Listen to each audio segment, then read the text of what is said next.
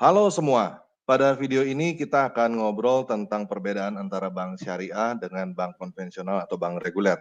Yang akan menjadi narasumber kita adalah Profesor Dr. Chandra Setiawan, MM, PhD. Wah, ini gelarnya banyak banget nih. Oke, saya kenalin sedikit ya profil Pak Chandra ya. Pak Chandra adalah, teman-teman bisa lihat profilnya di Wikipedia. Pak Chandra adalah mantan Ketua Umum Majelis Tinggi Agama Konghucu Indonesia atau Matakin. Juga pernah jadi anggota Komnas HAM periode 2002 sampai 2007. Terus dia mempunyai gelar doktorandus pada jurusan manajemen di Fakultas Ekonomi Universitas Islam Indonesia. Jadi memang agak unik juga nih, seorang Konghucu lulusan Universitas Islam Indonesia gitu ya. Terus beliau juga menyelesaikan program studi magister manajemen di Universitas Gadjah Mada, terus doktornya pada jurusan manajemen pendidikan Universitas Negeri Jakarta, PhD di Universitas Putra Malaysia, terus juga terlibat dalam ini ya, masyarakat dialog antar agama, Badan Interaksi Sosial Masyarakat BISMA, Indonesian Conference on Religion and Peace. Jadi kegiatannya banyak sekali nih. Selain itu juga komisioner KPPU ya, Komisi Pengawas Persaingan Usaha periode 2012 sampai 2017 dan juga masih aktif sampai sekarang. Ini jadi komisioner periode 2018 sampai 2023. Selain itu beliau juga pendiri Global Peace Foundation Indonesia dan menjabat sebagai ketua yayasan sejak didirikan 2010 sampai 2020. Terus juga ikut mendirikan Gerakan Pembumian Pancasila GPP dan menjabat sebagai Ketua Dewan Pakar Dewan Pimpinan Pusat GPP periode 2020-2021. Oke. Juga terpilih jadi anggota Dewan Rohanian Matakin. Jadi banyak sekali ya, dan ini kita bisa lihat juga teman-teman tinggal cari Pak Chandra Setiawan ini dari Presiden University gitu ya. Nah, di sini dikatakan bahwa research-nya yang terakhir ini Pak Chandra adalah banking dan finance, khususnya perbandingan antara Islamic dan conventional bank, antara bank syariah dan bank konvensional. Memang ini adalah expertise-nya, pakarnya Pak Chandra Setiawan memang di sini. Jadi apa yang akan kita bicarakan di sini adalah sesuatu yang ilmiah, dan Pak Chandra memang ahlinya di situ ya. Terus di sini juga teman-teman bisa lihat di kppu.go.id, di sini ada profilnya Pak Chandra Setiawan. Satu-satunya komisioner Komisi Pengawas Persaingan Usaha yang terpilih kembali pada periode 2018 sampai 2023. Ya, terus di sini juga S2. Ya, ini sama seperti tadi ya. Nah, ini hijrah ke Malaysia, lanjut ke PhD dalam bidang keuangan, spesialisasinya Islamic Finance di Graduate School of Management. Jadi memang expertise-nya di Islamic ya. Oke, kita ngobrol-ngobrol, kita kenalan sedikit dengan Pak Chandra, dan juga kita punya live kali ini adalah sebuah kolaborasi dengan channel Only One Way. Teman-teman bisa ketemu channel Only One Way di kolom deskripsi ini, sudah saya taruh linknya kalau teman-teman mau subscribe. Oke, kita sambut langsung. Shalom Pak Only One Way sama Pak Chandra Setiawan. Shalom Pak, dan selamat sore Bapak Profesor Chandra Setiawan. Selamat sore. Salam. Ya Pak. Shalom Pak. Pak Chandra, ini ada sesuatu yang mesti ini Pak, saya tanya dulu Pak, kok bisa seorang Konghucu terus ahlinya di perbankan Islamik gitu Pak? Kok bisa ceritanya gimana Pak? Saya mengambil doktorandus kan di Fakultas Ekonomi Universitas Islam Indonesia Yogyakarta.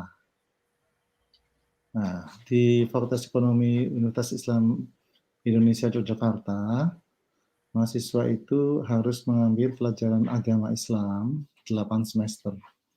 Oh, oke. Ya, wajib. Jadi saya belajar agama Islam di sana, di Fakultas Ekonomi Universitas Islam Indonesia Yogyakarta. Itu awalnya. Nah, setelah itu saya melihat bahwa di Indonesia yang expert di bidang Islamic finance ya, khususnya finance and banking ya. Islamic finance and banking itu masih terbatas sekali. Mungkin bisa dihitung dengan jari. Jadi saya merasa perlu belajar Islamic finance and banking agar kita bisa tahu persis apa nilai tambahnya dan apakah bisa betul-betul bisa dikembangkan di Indonesia dan memberikan manfaatan bagi rakyat Indonesia ya yang notabene umat Islam terbesar di dunia. Begitu. Oke, Pak. Makasih, Pak. Mungkin bisa dijelasin, Pak, langsung aja kita ke topik. Bedanya apa sih antara bank konvensional sama bank saya syariah? Bisa share screen dulu nggak langsung? Bisa, Pak. Bisa. Agar saya share screen bisa memperhatikan penjelasan saya. Bisa, Pak. Silakan. Bisa diikuti juga di samping tulisannya. Baik, terima kasih.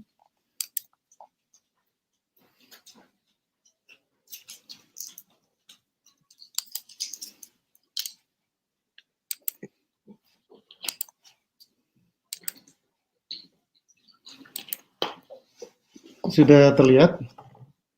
Ya, sudah, Pak. Ya, jadi saya menjelaskan kalau prinsip dasar Islamic banking ya.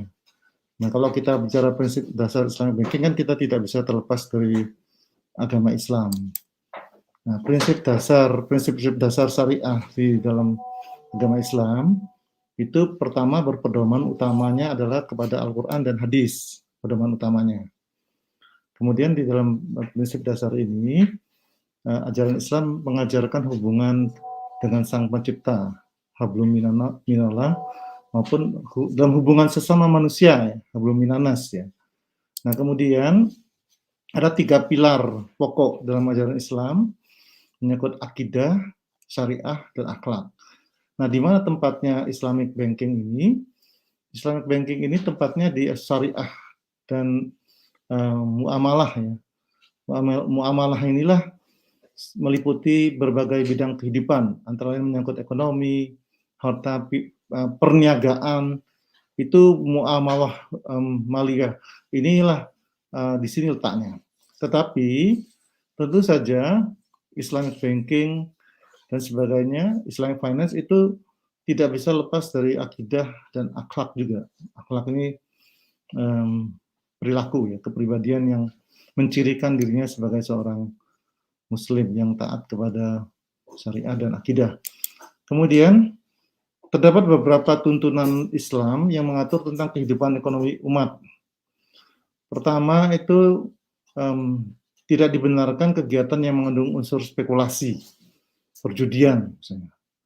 Kemudian juga yang mengandung unsur ketidakpastian, spekulasi, gharar, itu tidak dibenarkan. Harta harus berputar, diniagakan sehingga tidak boleh hanya berpusat pada segelintir orang.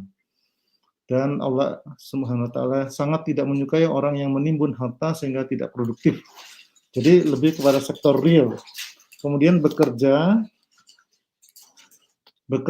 atau mencari nafkah adalah ibadah dan wajib, dan kegiatan ekonomi harus dilakukan secara transparan, adil. Nah, adilnya sangat penting sekali dan tidak berdasarkan paksaan. Ada kewajiban untuk melakukan pencatatan atas setiap transaksi, khususnya yang tidak bersifat tunai. Kemudian kewajiban membayar zakat, infak, sedekah, dan pendiriannya bunga bank adalah riba. Riba itu diharamkan. Ya, kemudian prinsip-prinsip syariah yang dilarang dalam operasional lembaga jasa keuangan syariah, termasuk perbankan, itu maisir. Itu memperoleh keuntungan orang tanpa bekerja keras, contohnya melalui perjudian, tidak sesuai dengan prinsip keadilan, keseimbangan, sehingga diharamkan dalam sistem keuangan Islam. Yang kedua, gharar, sesuatu yang mengandung ketidakjelasan atau pertaruhan. Contohnya kita tidak bisa membeli burung yang terbang di udara, ikan yang masih dalam air, atau membeli ternak yang masih dalam kandungan induknya, termasuk dalam transaksi yang bersifat gharar itu. Riba, pengambilan tambahan dari harta pokok atau modal secara batil. Para ulama Islam sepakat bahwa hukumnya riba itu haram. Kemudian faktor-faktor yang menyebabkan alasan perbankan syariah bisa berkembang ya. Produk syariah, bank syariah menurut pandangan ahli ekonomi syariah memiliki keunggulan antara lain penyimpan dana dan pengguna dana terhindar dari risiko fluktuasi suku bunga, sehingga sangat memudahkan perencanaan usaha. Produk bank syariah cukup variatif, ya. Bahkan ada sebagian yang tidak didapatkan di bank konvensional, seperti sistem gadai, mudharabah, ya, mukayada. Nah, kemudian sistem lainnya ijarah. Ijarah itu kalau dalam perbankan konvensional leasing ya, dan hak untuk memiliki barang di akhir sewa atau hak untuk membeli barang yang telah disewa. Kemudian ada hambatan-hambatan tantangan bank syariah berkembang. Bank syariah ini tidak mudah mengeluarkan produk baru karena pertimbangan syubhat atau meragukan hukum suatu produk yang berada di gray area berdasarkan pertimbangan Dewan Pengawas Syariah. Jika terdapat kelebihan dana, hukum syariat melarang bank untuk menyimpannya di sertifikat Bank Indonesia. Sebagai gantinya, uang bisa disimpan di giro wadiah Bank Indonesia yang bagi hasil bonusnya lebih kecil dibandingkan suku bunga SBI. Bank syariah terkena pajak untuk transaksi murabahah karena dianggap sebagai produk perdagangan bukan hanya produk perbankan. Nah, perkembangan bank syariah di Indonesia itu kalau kita lihat tidak terlalu drastis ya kalau jumlah banknya, karena bank umum syariah itu 14, bahkan mungkin turun ini ya karena ada merger antara bank-bank syariah milik BUMN menjadi Bank Syariah Indonesia, kemudian bank unit usaha syariah. Itu kemudian kalau kita perhatikan pertumbuhan aset, kalau kita perhatikan ini sekitar tahun 2020 ini berkembang sekitar 500 triliun ya. 500 triliun tentu bukan besar ya. Kalau dibandingkan perbankan konvensional itu sekitar 6.750 triliun. Jadi sangat kecil sekali, 5-6% itu aset keuangan syariah. Ini sudah digabung. Ya. Kemudian perkembangan return on asset itu kalau kita perhatikan yang warna kuning ini adalah return on asset usaha unit syariah. Kemudian yang hijau itu adalah ROA bank syariah kecil ya. Kemudian kalau ini adalah bank umum, yang biru ini bank konvensional. Jadi kalau kita perhatikan dari tahun ke tahun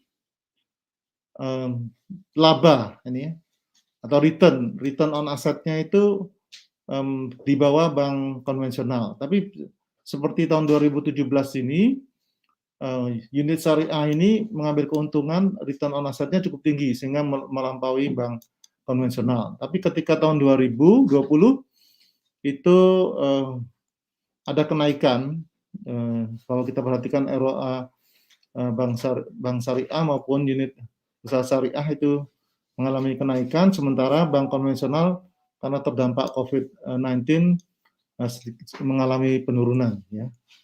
Kemudian saya ingin tunjukkan berikutnya. Nah, ini adalah non-performing financing ratio Islamic Bank. Nah, non-NPF ini adalah istilah kredit macet di bank syariah ya, bank Islamic Bank.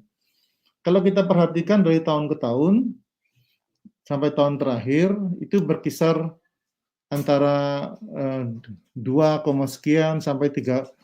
Tahun 2020 sama dengan kena pandemi Covid juga mengalami kenaikan ya 3, sekian ya, berkisar dari 3,1 sampai 3,46 misalnya. Tapi sebelumnya juga sampai 6% dan sebagainya. Ini NPF ya. Ini sudah keseluruhan ya. Terus kita perhatikan bank konvensional NPL, kredit macet di bank konvensional itu bahkan lebih kecil ya, lebih kecil. Kalau dekat kasat mata ini dari tahun ke tahun ini boleh dikatakan lebih kecil. Artinya kredit macet di bank syariah kelihatan lebih besar. Tapi walaupun demikian, secara statistik nanti saya perlihatkan bahwa tidak terjadi perbedaan yang signifikan. Saya ingin menunjukkan di sini, ini rata-rata NPL bank konvensional itu 2,75. Itu rata-rata, 2,75-2,76 rata-ratanya. Ini nilai minimumnya 0,4%, maksimum ada 8,8%. Ini NPL-nya ya.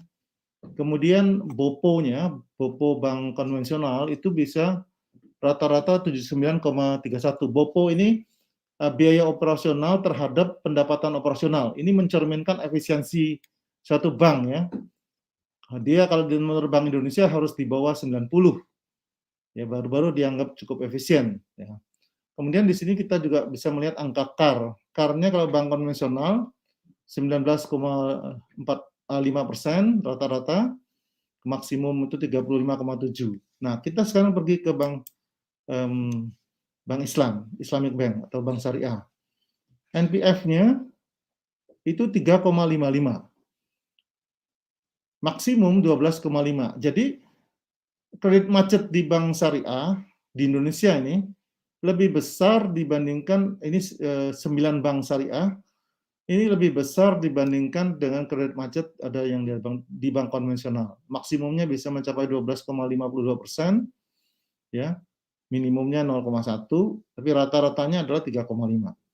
Kemudian BOPO, kalau kita lihat di bank Islam, BOPO-nya itu rata-ratanya adalah 94,5%. Kalau 94,5% artinya dia tidak efisien. Ya, kalah dengan bank konvensional tadi, bank konvensional 79 ya, 79% BOPO-nya. Jauh ya. Nah, ini 94,5 rata-ratanya BOPO-nya. Kemudian CAR-nya hanya tinggi sedikit 21,94 rata-rata CAR-nya. Kalau di bank konvensional tadi adalah 19,5. Artinya apa? Kalau kita perhatikan dari angka-angka ini, menunjukkan bahwa sebetulnya bank Islam di Indonesia mirip-mirip dengan bank konvensional, ya, mirip-mirip. Dan bahkan setelah diuji secara statistik, bank konvensional, 10 bank konvensional yang cukup besar dan Islamic Bank, itu tidak ada perbedaan yang signifikan antara NPL dan NPF. Artinya secara statistik tidak ada perbedaan yang signifikan, sama aja. Kredit macetnya more or less juga sama ya. Terus kemudian CAR-nya juga relatif hampir sama. Padahal CAR itu kan capital adequacy ratio, mencerminkan modal. Harusnya bank Islam harusnya jauh lebih tinggi dari bank konvensional. Kalau tidak, ya bank-bank ini ya nggak banyak berbeda ya. Artinya dia menggunakan uang nasabah juga. Nah, ini sebagai gambaran secara empirical ya, dan juga mencerminkan perbedaan. Kalau perbedaan yang signifikan adalah kalau secara harfiahnya kan di bank konvensional itu artinya dengan bunga ya. Bunga kan dianggap kalau di bank Islam riba. Tapi di bank Islam ya pakai biaya ya, biaya administratif, margin ya. Kalau di bank konvensional profit kan, gitu. Dan kemudian di bank konvensional ya tidak melihat latar belakang bisnisnya kan. Kalau bank Islam kan tidak bisa membiayai bisnis-bisnis yang spekulatif, ya, yang cenderung ke arah perjudian misalnya. Kalau konvensional kan sepanjang itu profitable kan bisa dibiayai. Kemudian juga bank konvensional membiayai apa saja bisnisnya. Kalau bank Islam membiayai bisnis-bisnis yang dikategorikan tidak haram ya.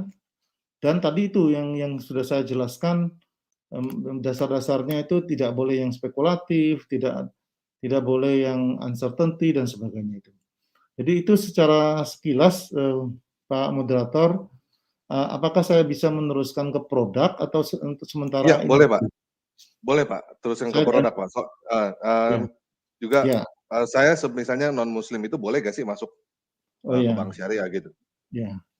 Sebetulnya tidak ada larangan. Saya kenalkan produknya ya, produk. Ya, silakan Pak. Baik.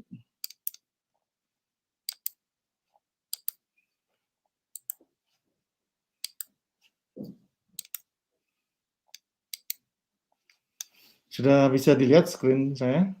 Bisa Pak. Islamic Banking in Practice. Ya. Ya, bagus Pak, silakan Pak. Oke. Nah, ini kan di dalam Islam itu lebih kepada profit and loss sharing ya. Profit and loss sharing, money is medium of exchange, kemudian tidak boleh ada uncertainty dan risk of speculations. Nah, kemudian ini adalah produk-produknya itu berkaitan dengan yang dilarang riba, ini kontrak profit sharing, sale and purchase, ada financing, complementary. Saya lihat satu persatu. Nah, di dalam Islamic banking itu yang sangat mudah dikenal dan terkenal adalah mengharamkan riba. Jadi riba itu dilarang. Dasarnya bisa salah satu dasarnya adalah di ayat Al-Quran surat Ar-Rum ya, ayat 39 ini, kemudian juga surat An-Nisa. Ini dasar mengapa riba itu dilarang. Kemudian berikutnya, ya. Nah, scheme financing namanya pembiayaan ya, financing ya. Jadi financing kalau di bank konvensional kan mereka menyebutnya pinjaman ya, pinjaman. Skimnya sebetulnya di bank Islam, di textbook Islamic Finance lah. Islamic Finance itu ada dua pilar mengajarkan, skimnya mudharabah sama musyarakah. Ini dasarnya profit loss sharing. Kalau musyarakah ini profit loss sharing, mudharabah profit sharing. Ini adalah sale and purchase, ada murabahah. Murabahahnya cost plus kalau di konvensional seperti KPR ya, KPR, BTN ini istisna, ijarah, kemudian ini ada yang lain-lainnya. Ada kad ini yang complementary, kad hasan ini pinjaman biasa yang tidak ada bunganya. Kemudian mudharabah. Mudharabah ini partnership in profit. Jadi di mana seseorang menyediakan modal itu namanya rabul mal. Rabul mal ini penyedia modal. Sedangkan yang lain orang yang menyediakan kemampuan ya, tenaga kerja dengan skillnya itu nama mudarib. Nah, jadi mereka bisa bekerja sama, bisa kemudian dibiayai. Ya, dibiayai. Dalam hal ini bank misalnya membiayai orang yang mempunyai skill dan keterampilan dia sebagai tenaga kerja, ada inovasi tertentu, kemudian dia dibiayai oleh bank. Sedangkan musyarakah ini partnership ya, partnership dengan satu atau lebih partner, menyediakan sama-sama modalnya berapa, nanti dihitung misalnya kalau saya dengan Bapak 50% misalnya untuk menjalankan suatu bisnis. Kemudian kita pinjam di bank dengan jumlah tertentu. Nah, nanti pembagian hasilnya begitu. Dengan banknya, dengan antar kitanya nanti dibagi. Jadi misalnya modalnya 60%, pinjaman bank 40%, maka 60% itu adalah para partners, kemudian 40%-nya adalah bank misalnya. Jadi profit. Sayangnya musyarakah mudharabah ini dalam sistem perbankan itu, terutama misalnya bank-bank swasta itu mereka hampir nggak ada ya. Bahkan di Malaysia itu musyarakah itu tidak ada dalam bank. Jadi pilar ini tidak jalan di dalam perbankan. Ini juga permasalahan yang dihadapi ketika pilar mudharabah musyarakah ini yang diharapkan ini betul-betul mendukung sektor real, tapi tidak jalan di sistem perbankan. Kemudian kita berikutnya adalah ini adalah yang lainnya restricted mudharabah. perkembangannya, Mudharabah Muqayyadah, dan beberapa yang lainnya. Kemudian juga ini dasarnya dan general secara umum musyarakah itu implikasinya adalah co-ownership ya. Co-ownership artinya kepemilikan bareng, eksis, kemudian membentuk usaha seperti joint venture lah sebetulnya, joint venture ya. Kemudian ya.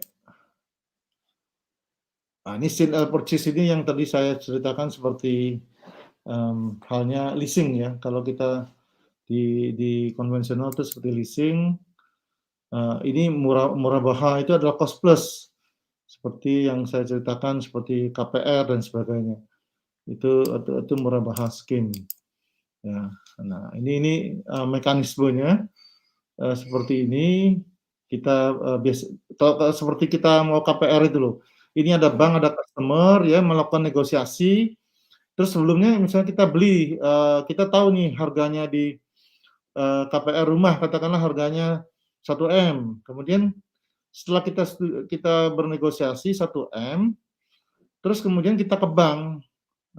Bank yang membeli bank karena bank harus membelinya baru bisa dia pinjam kepada kita dananya, harus pasti kan, ada kepastian.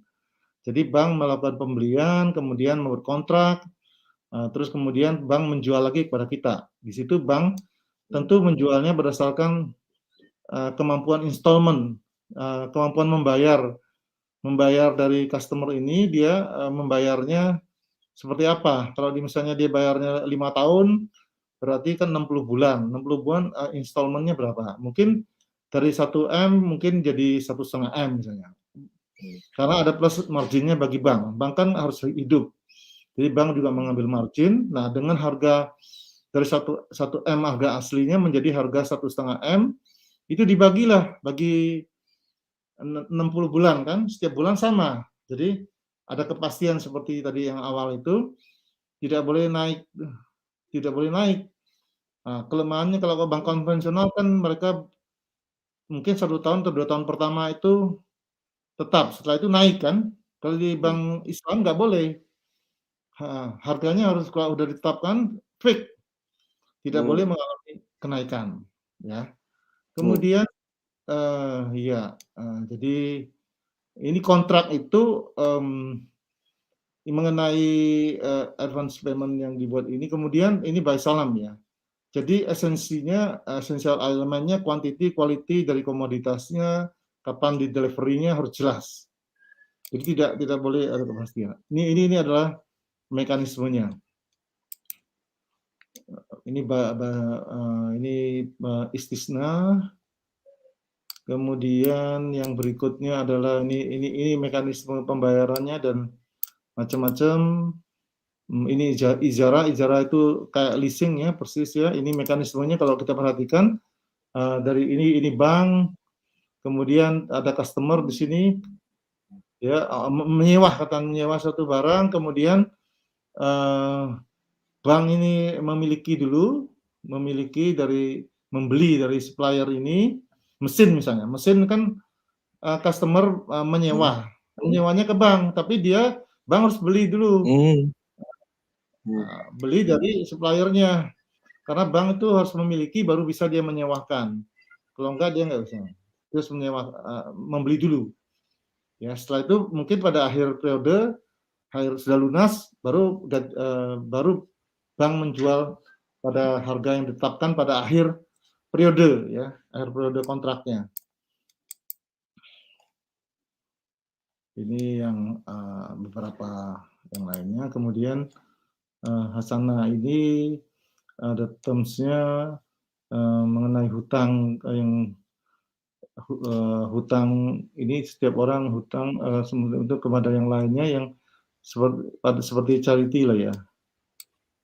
Charity. Ada program charity-nya dibandingkan yang lain. Oke,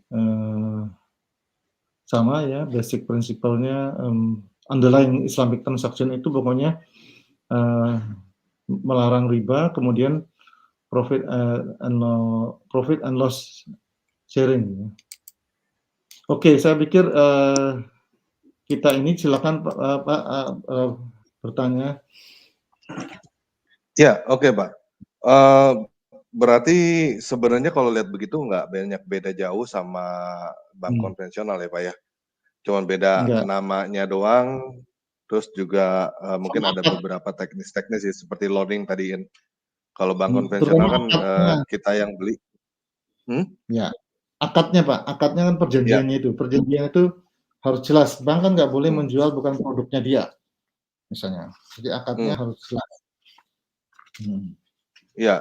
Kalau bank konvensional kan kita misalnya kayak rumah itu kita yang beli atas nama kita, tapi kita taruh Ya, sertifikat di bank, kan gitu kan? betul. Kalau ini berarti Betul. bank yang beli, kita cicil ke bank gitu ya? Namanya berarti Betul. rumahnya nama bank gitu ya?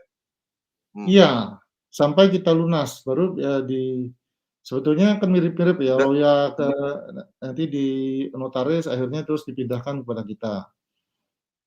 Ya, tapi itu dihitungannya sewa ya Pak berarti ya? Maksudnya kalau leasing, misalnya kalau tadi 60.000 per bulan skemanya leasing, ijara itu Hmm. sewa. Ijara itu sewa.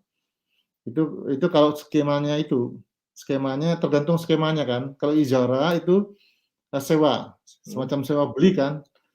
Sewa pada akhir masanya bisa dibeli dengan harga tertentu yang sudah ditentukan di kita. Berarti kalau misalnya di tengah-tengah langsung, misalnya orang itu nggak bisa bayar gitu, berarti langsung aja diambil sama bank gitu ya? Di bank, kalau di bank Islam, bank syariah, dia harus menawarkan rate schedule. Tidak boleh langsung menyita, sebenarnya itu tidak diperbolehkan. Harus ada tawaran rate scheduling ya. Setelah rate scheduling mungkin dua kali atau lebih, makanya akhirnya baru dilelang kali ya. Oke. Tadi saya mau nanya, bolehkah non-muslim ikut bank syariah? Tadi boleh, nggak ada masalah ya Pak? Di mana-mana boleh. Nggak ada masalah untuk taruh. Ya, di mana-mana. Di mana-mana boleh ya? Itu Nah, kalau untuk nasabahnya tanpa pandang bulu gitu. Siapa aja yang mau jadi nasabah.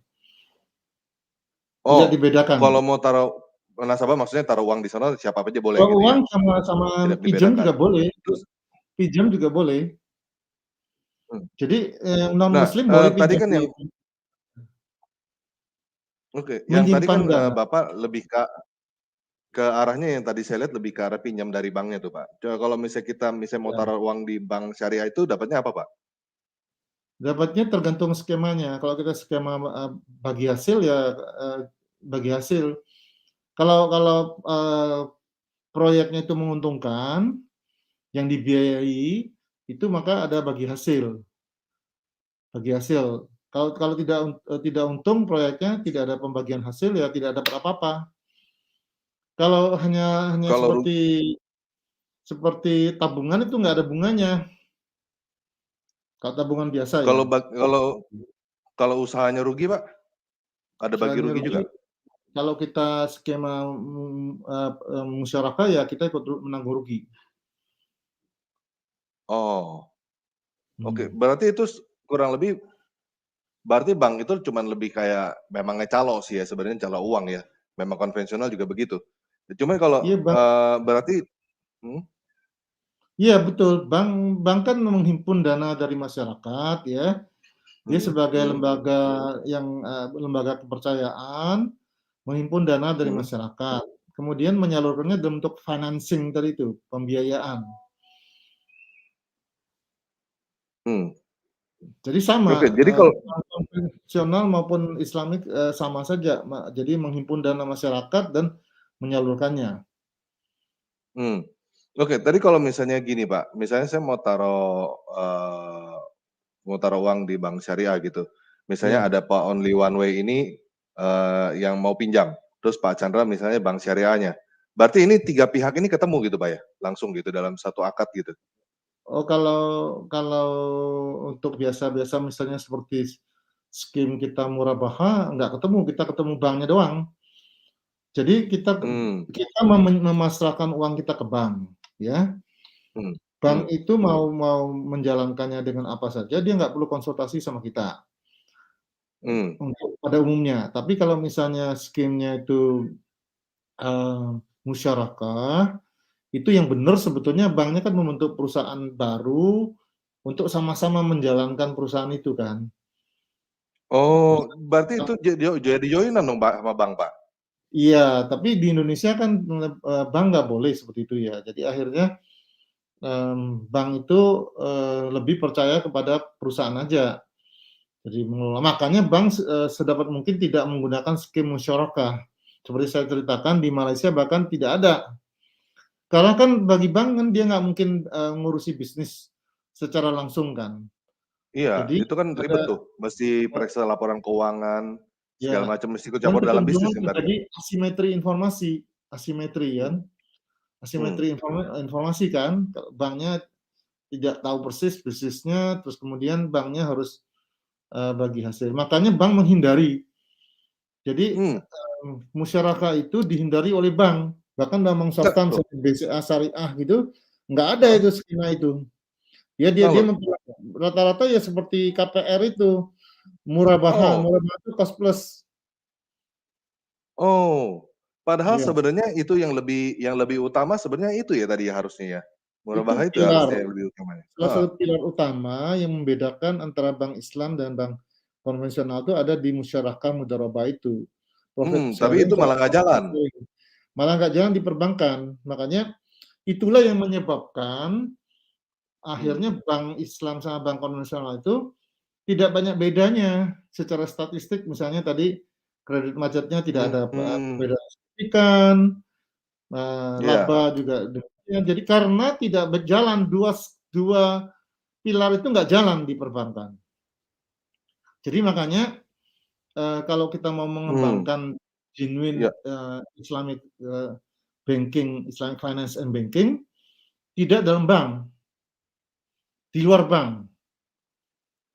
Seperti misalnya orang yang betul-betul joint venture kan, kita punya modal nih, seperti yang mudharabah ya. Bapak punya modal, Bapak lihat orang ada anak muda atau yang kreatif ya kan, dia bakal menemukan sesuatu, tapi dia nggak punya modal kan, startup lah. Startup itu kita biayai dengan skema profit mudharabah, profit sharing. Profit sharing dengan profit loss sharing bedanya di mana?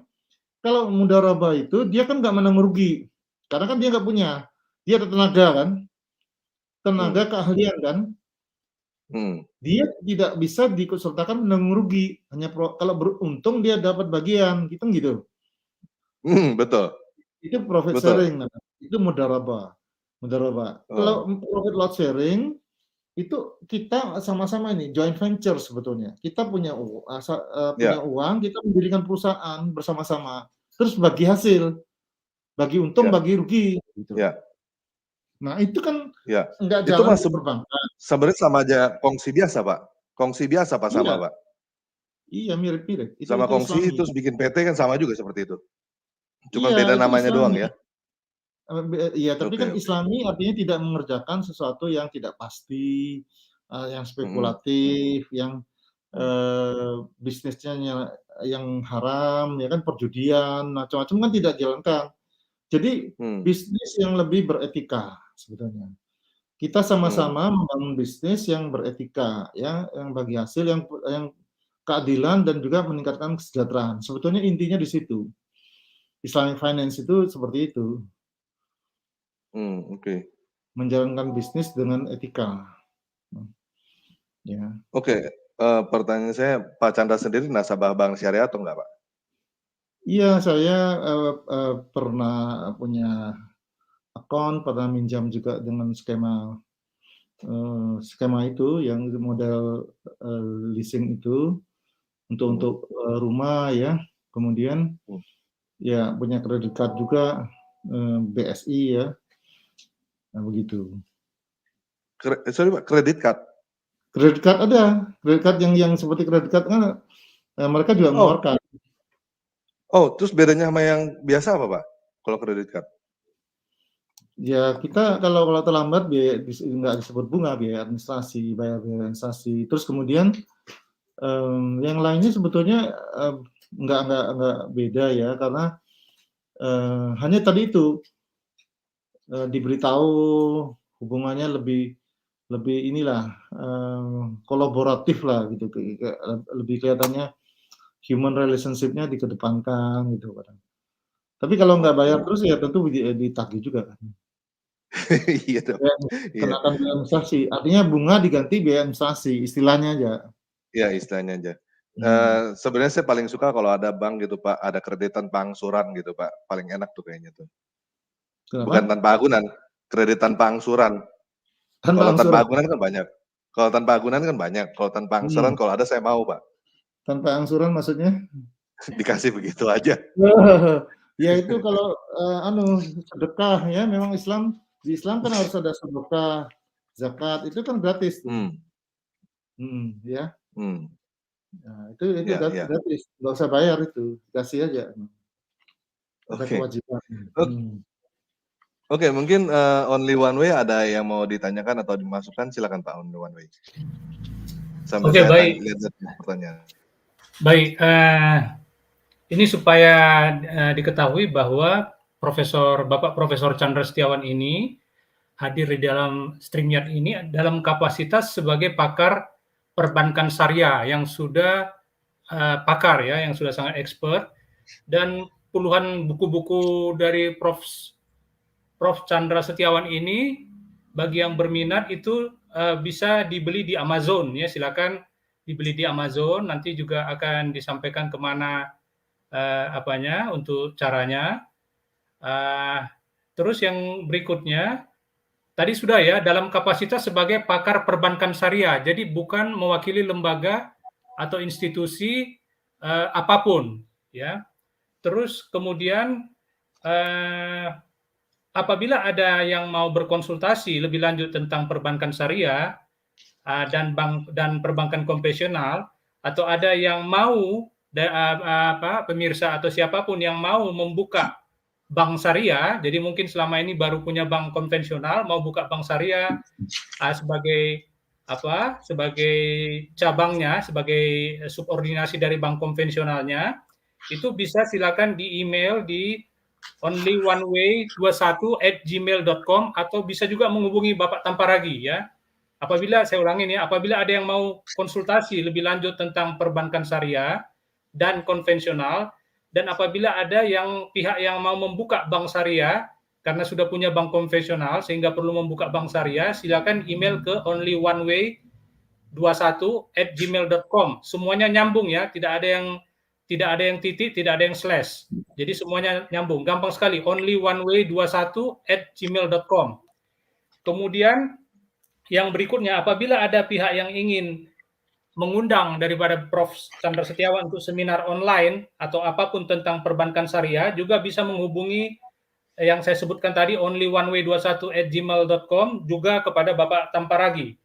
Kemudian saya kembali mengingatkan supaya para pemirsa juga bisa mensubscribe channel Tamparagi dan channel Only One Way, ya, bagi yang belum mensubscribe. Kemudian nanti juga ada pertanyaan itu beberapa yang bagaimana masuk ke link, untuk link itu nanti kemungkinan bisa masuk link bertanya, tetapi secara eksklusif ya, tidak semua mungkin bisa dimasukkan karena untuk menghindari pertanyaan-pertanyaan yang tidak sesuai dengan topik. Mungkin Pak Tamparagi nanti akan menseleksi siapa yang bisa masuk atau bagaimana. Terus kemudian saya ada pertanyaan kepada Prof. 5 menit saya bisa bertanya, Prof. Silakan. Prof, ini ada silang pendapat. Di Indonesia ini sebetulnya awal mula berdirinya bank syariah itu dimulai, ada satu pendapat yang mengatakan perbankan syariah di Indonesia dimulai ketika Bank Perkreditan Rakyat Syariah atau BPRS didirikan di Bandung pada tahun 1991 dan PT BPRS Heraukat di Nangro Aceh Darussalam yang diprakarsai oleh Majelis Ulama Indonesia atau MUI melalui serangkaian lokakarya bunga bank yang berjudul Bunga Bank dan Perbankan di Cisarua, Bogor, tanggal 18 sampai 20 Agustus 1990. Dari hasil ini kemudian berkembang menjadi PT Bank Muamalat Indonesia atau BMI pada tahun 1991 dan mulai beroperasi tahun 1992. Nah, tapi ada juga yang mengatakan pendapat kedua dari Bank Muamalat Indonesia sendiri. Pendapat kedua saya ini ya. Jadi ada lagi pendapat yang mengatakan bahwa Bank Syariah di Indonesia ini benar-benar dipelopori oleh berdirinya Bank Muamalat Indonesia yang diprakarsai oleh Majelis Ulama Indonesia dengan tujuan mengakomodir berbagai aspirasi dan pendapat di masyarakat, terutama masyarakat Islam yang lebih banyak berpendapat bahwa bunga bank itu haram karena termasuk riba, dan juga untuk mengambil prinsip kehati-hatian. Apabila dilihat dari segi ekonomi dan nilai bisnis, ini merupakan terobosan besar karena penduduk Indonesia di sini dikatakan 80% beragama Islam. Tentunya yang sangat potensial. Nah, pertanyaan saya pertama, mana pendapat dari dua pendapat ini yang sebetulnya benar, yang memulai berdirinya Bank Syariah di Indonesia? Apakah dari Bank Kreditan Rakyat Syariah BPRS itu ada, atau dari Bank Muamalat Indonesia? Nah, itu pertanyaan saya. Yang kedua, Prof, ini sekalian saja karena lahirnya Bank Syariah ini dimulai pada abad ke-20 tidak terlepas dari hadirnya dua gerakan Renaissance Islam modern, yaitu gerakan-gerakan neo-revivalis dan modernis. Sekitar tahun 1940-an di Pakistan dan Malaysia telah terdapat upaya-upaya pengelolaan dana jemaah haji secara non-konvensional. Tahun 1963, Islamic Rural Bank berdiri di desa Mit Gamir di Kairo, Mesir. Nah, ada juga yang mengatakan bahwa itu dimulai dari Malaysia karena ini beberapa ini negara-negara yang mayoritas berpenduduk Muslim. Kira-kira Prof, ini ada Mesir, Pakistan, Malaysia, Indonesia ini termasuk pelopor-pelopor bank syariah di dunia. Kira-kira Prof punya gambaran nggak secara histori? Jadi yang pertama tadi pertama saya ulangi, asal muasal berdirinya bank syariah di Indonesia.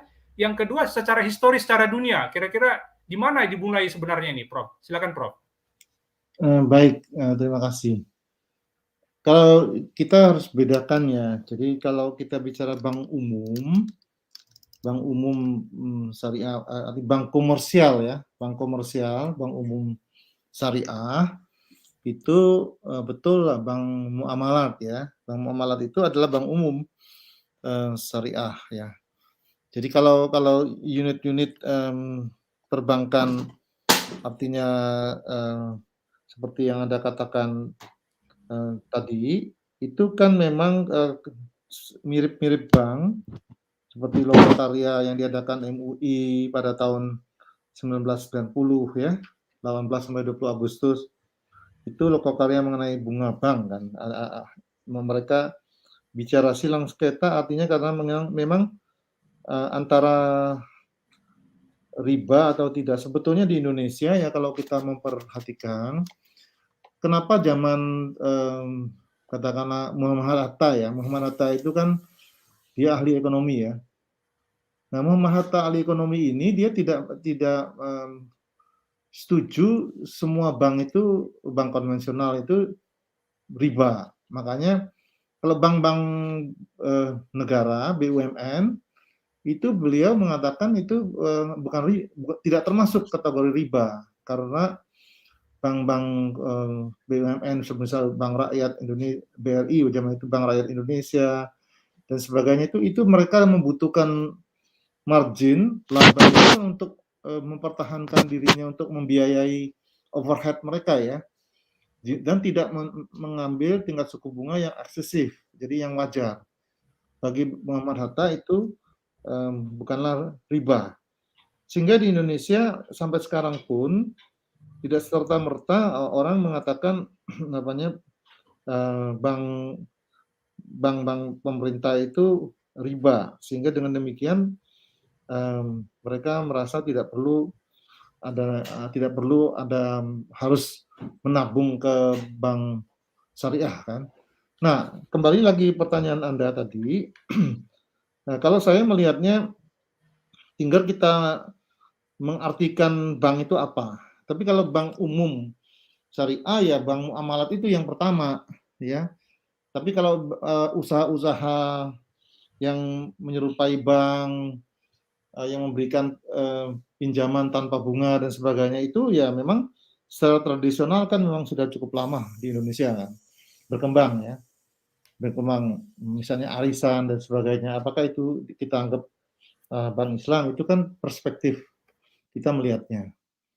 Kemudian di Malaysia memang lebih dulu. Bank Malaysia itu Bank Islam Malaysia Berhad ya, itu tahun 83. Kalau di Indonesia kan tahun 90-an, 92 ya.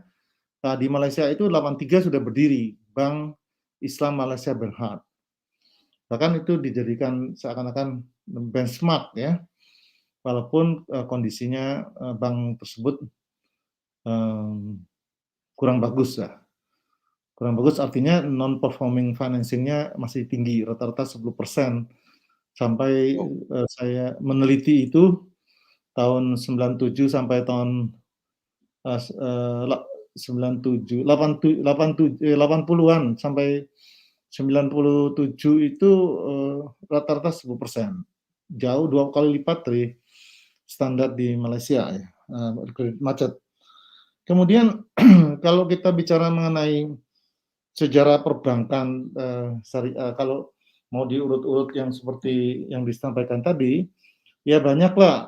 Saya nggak hafal semua, tapi di buku saya itu juga saya ceritakan mengenai sejarah, sekilas sejarah perbankan syariah Islamic Bank di berbagai negara. Jadi yang jelas dia mulai berkembang pesat itu setelah peristiwa 19 di Amerika yang dua twin tower yang ditabrak itu kan, pesawat itu kan. 9/11 itu kenapa? Setelah itu kan orang menarik dana dari bank-bank konvensional di berbagai negara barat ya. Takut dianggap ada hubungan dengan teroris kan dibekukan.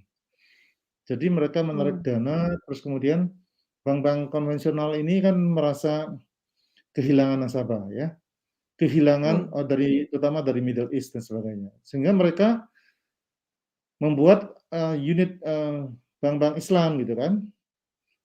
Jadi di London berkembang, di Amerika, di Singapura bahkan menjadi hub ya. Itu karena untuk menarik kembali dana-dana itu. Dana-dana yang ditarik setelah kejadian 9/11 kan ditarik.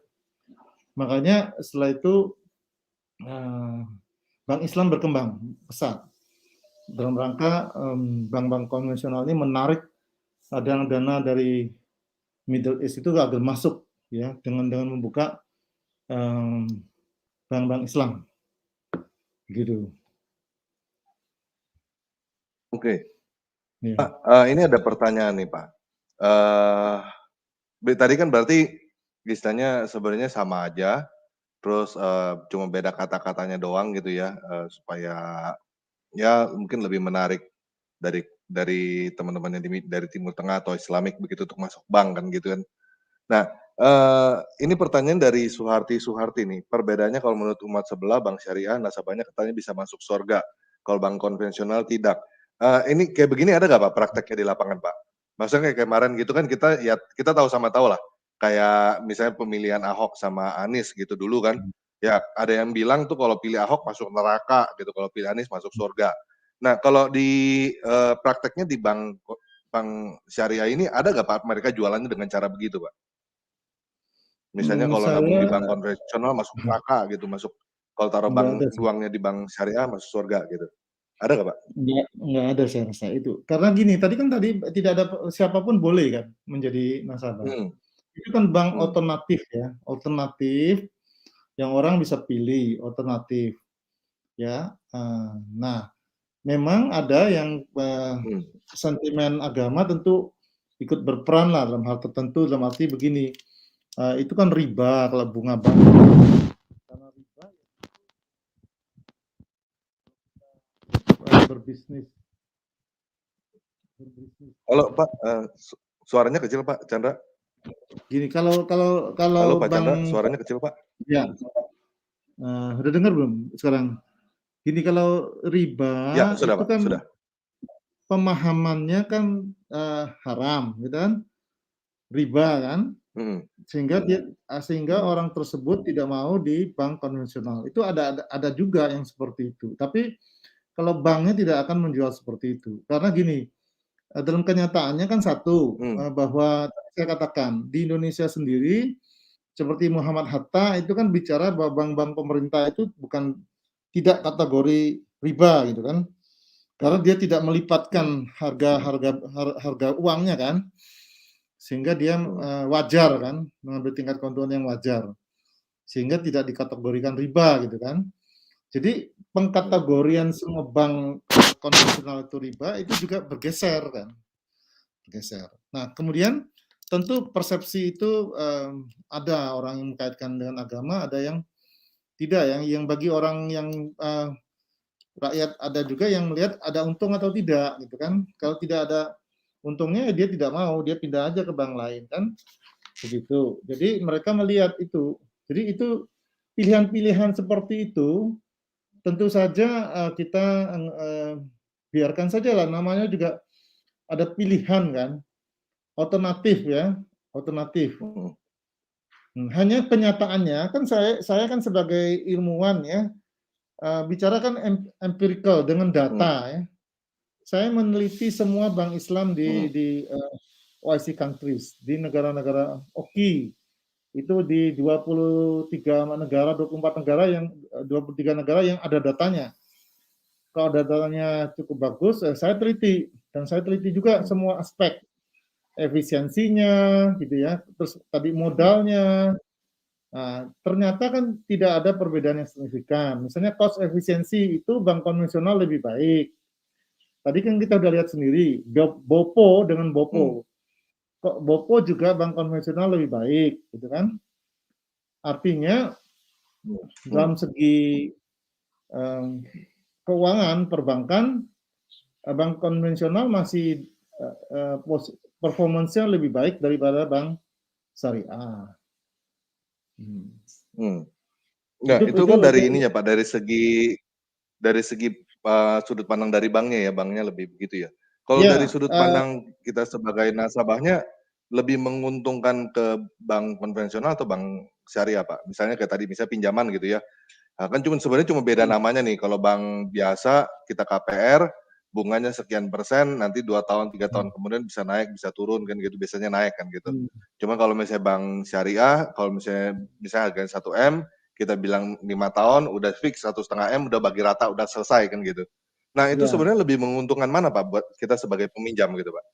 Peminjam bisa tergantung. Jadi tidak bisa jawabannya hitam putih. Kenapa? Kita hitung dong. Gini, misalnya kalau permulaannya kita pinjam di bank konvensional lebih murah, ya.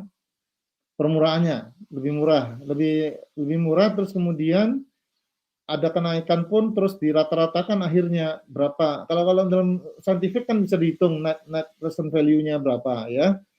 Present value-nya berapa. Tapi kalau misalnya ternyata kalau kita pinjam bank swasta itu terus setelah pinjam 1 tahun atau 2 tahun terus bunganya yang berikutnya naiknya tinggi, tentu lebih menguntungkan di bank syariah karena dia kan pasti ya sudah fix.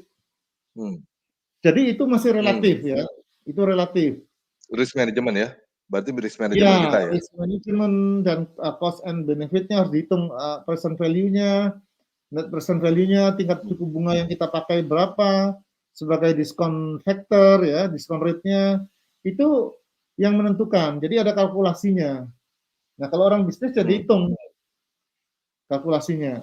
Ya urusan akhirat itu di luar anulah mereka lah gitu kan. Tadi kan kita nggak tahu ya apakah amalan kebajikannya kan yang menilai bukan kita di dunia ya. Jadi tidak bisa serta-merta orang masuk hanya nabung di bank ini ada jaminan masuk surga itu. Itu kan terlalu vulgar. Banyak ya, Pak yang jualan tiket surga Pak. Banyak itu Pak. Vulgar itu namanya. Promosi yang vulgar, yang tidak mendidik. Yeah. Oke, Pak, kalau ini gimana Pak, dari Pak Ganda Sujana nih, bagaimana jika nasabah nggak bisa bayar sesuai komitmen yang sudah disepakati? apakah ada sanksi dan penyitaan aset, Pak? Ya, Pak Ganda, begini, kalau di bank syariah, kita diberi kesempatan rescheduling dulu ya, rescheduling Reschedule. sekali, 2 kali. Kalau tidak, memang tetap saja masih dilelang asetnya, dilelang dulu, terus kemudian kan berapa bisa dikembalikan ke bank. Kalau nilainya lebih tinggi ya tentu berarti kan bank mengambil jatahnya bank kan, sisanya baru untuk kita. Kalau kurang ya banknya rugi kan. Itu relatively hampir sama dengan bank konvensional, hanya tadi itu dia harus memberi kesempatan sekian 2 kali atau 3 kali rescheduling. Bank konvensional juga sama, Pak, setahu saya begitu, Ya, Pak. ada juga yang memberikan kan. Makanya ke depan bisa saja bank konvensional itu sebetulnya dia bisa sangat mendekati apa yang dilakukan oleh bank syariah sehingga dia akhirnya juga bisa otomatis juga akhirnya persaingannya menjadi lebih ketat bagi bank syariah. Ya, ini ada dari Suharti lagi, Pak nanya kalau mau pinjam uang di bank syariah, apakah bunganya lebih kecil dari bank konvensional? Ah, ini saya tahu nih jawabannya, di bank syariah nggak ada yang namanya bunga gitu, pasti Ya, lebih kecil, 0. Tapi ada biaya yang lain kan. iya Nah, biaya betul. yang lain Nah, itu gimana, Pak? Biaya yang lainnya itu gimana, Pak? Lebih kecil apa enggak gitu? Ya namanya beda lah gitu. iya betul. Satu memang itu namanya bukan bunga, ya kan? Jelas namanya biaya, artinya Biaya, biaya. betul. Nah, biayanya itu mesti dihitung, bisa lebih kecil, bisa lebih besar. Kan itu kan pasar yang menentukan kan. Pasar di samping pasar yang menentukan itu jadi bisa lebih kecil, bisa lebih besar. Kita harus hitung sendiri, kita negosiasi sendiri kan. Nggak bisa kita bisa jawabannya misalnya, oh bank konvensional lebih besar, oh bank konvensional lebih kecil. Nggak bisa jawabnya begitu. Karena ini kan khusus ya. Kalau kita negosiasi di bank syariah ya kita tentu hitung nanti. Dia berapa lama, karena sangat menentukan tenornya juga. Berapa lama kan? Tentu setahun dengan 5 tahun kan berbeda. Betul nggak? Nah, kalau makin panjang kan tingkat ketidakpastiannya makin tinggi. Jadi itu akan diperhitungkan semuanya. Nah, setelah itu mereka akan menetapkan. Nah, bisa lebih tinggi, bisa lebih rendah, tergantung juga sumber dananya. Kalau unit usaha syariah, sumber dananya juga dari bank, mungkin dia akan cenderung tinggi. Kayak kita BPR lah, BPR cenderung tinggi kan? Kalau usaha unit syariah itu ya dia cenderung tinggi. Tapi kalau bank umum syariah dia cenderung lebih rendah gitu kan. Sekarang sumber dananya dan margin yang mereka tentukan. Jadi banyak faktor ya yang menentukan sehingga pricing-nya itu tidak bisa diceritakan sebagai hal yang bisa digeneralisir, tapi harus satu persatu. Kita hitung. Jadi kalau kita udah pergi ke bank syariah dulu, kemudian kita minta skema pembayarannya, berapa tahunnya, kalau kita tentukan 5 tahun misalnya, kita mau KPR, lewat bank konvensional kita 5 tahun sama 5 tahun agar bisa apple to apple ya. Kalau sudah apple to apple, nanti kan kita bisa menghitungnya dengan mudah. Itu, Pak. Oke. Terus kalau ini Pak, saya masih nggak, tapi kalau misalnya kayak KPR begitu, sebenarnya kalau misalnya tadi posisinya kan yang beli adalah bank, namanya nama bank. Beda sama kita kalau misalnya beli bank konvensional kan roya gitu kan ya. Nama kita cuman ditaruh di bank. Sebenarnya kalau bank syariah berarti dia punya posisi sebenarnya lebih kuat dong Pak ya? Soalnya kan udah nama dia tuh namanya. Iya. Dia lebih gampang untuk mau jual, mau apa segala macam itu, mau lelang itu lebih gampang lagi daripada yang biasa kan? Iya, artinya dia memiliki kan, memiliki ya, langsung. Dia memiliki kan? Betul. Tapi sama juga bank swasta kan dijaminkan. Jadi nanti diroya juga kan. Nah, jadi juga artinya bank itu pada dasarnya bank itu kan jaminan itu diikat ya. Kalau jaminan diikat kan sama aja secara hukum. Kita nggak bisa apa-apa kalau kita belum lunas kan. Karena ada juga perjanjian lain yang menyertai. Kalau kita bank konvensional kan ada perjanjian. Dia bisa misalnya menjual, kuasa menjual. Kalau misalnya kita macet nanti, jadi dia minta kuasa-kuasa lain itu sama juga. Jadi tergantung itu instrumen hukum yang mereka pakai untuk memberikan jaminan kepada mereka bahwa mereka pada suatu saat kalau gagal bayar bisa mengeksekusi, sebetulnya gitu. Jadi mitigasi seperti murabaha itu mitigasi risikonya sebagai nasabah. Jadi itulah kesamaan dengan bank konvensional sebetulnya. Mitigasi risikonya boleh dikatakan kepada nasabah. Nah, lain dengan skema musyarakah ya. Kalau skema musyarakah itu kan ditanggung bersama. Nah, masalahnya itu tidak cocok di bank, itu problemnya. Jadi di luar bank ya kalau kita mau bicara itu. Jadi itu ya pilar Islamic finance, pilar ya, pilar keuangan Islam, Islamic finance, tapi pilar ini tidak cocok di bank karena apa? Sistem perbankan kita kan seperti di Indonesia kan dual sistem ini kan, tapi dia kan masih tidak bisa lepas dari ketentuan yang ditetapkan oleh Basel ya. Ketentuan mengenai kredit macet, perhitungannya berapa lama nggak bayar.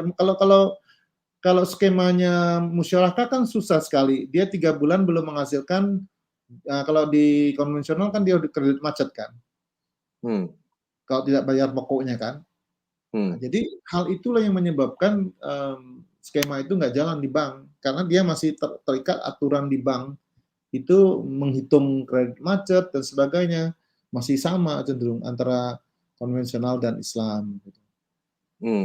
Terus ini Pak, kalau di Arab gimana Pak? Apakah mereka banknya syariah semua atau mereka bank konvensional yang pakai bunga gitu Pak? Dua-duanya. Dua-duanya ada. Dua-duanya ada. Kan ada bank asing di sana beroperasi. Ya, jadi ada dua-duanya. Yang tidak yang full Islam itu adalah di Iran misalnya. Yang full Islam? Ya, Iran. Tapi kan sama juga pemerintah yang menentukan, misalnya dia harus menentukan biaya administrasi sekian.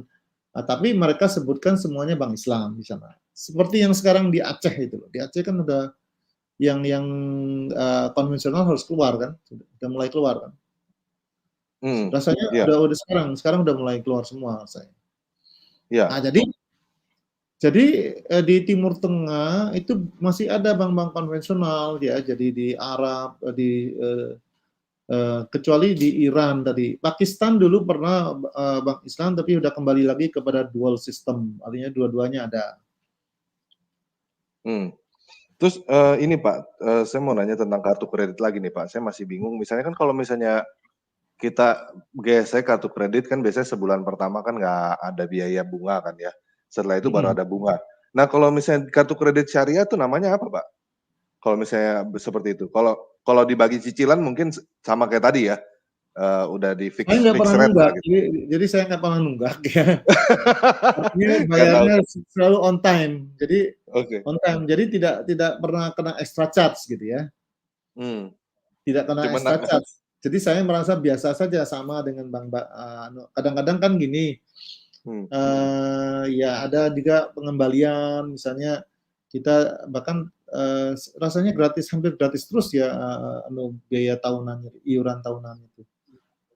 Tapi sebetulnya kan mereka mengenakannya biaya administrasi. Kalau misalnya kita terlambat, terus ya sudah diperingatkan nggak bayar juga, mungkin kena biaya administrasi kan? Cuma berarti balik lagi namanya doang bukan bunga gitu, cuman biaya administrasi gitu ya. Iya. Ya ini mungkin ini menjawab pertanyaan ini ya, Henry Immanuel Sihombing. Saya pelajari di kelas Mat KU, produk perbankan selalu mempertimbangkan nilai waktu atas uang. Nah, apakah hal ini juga dipertimbangkan di bank syariah? Bukankah ini riba juga gitu? Ya, ini pada dasarnya iya.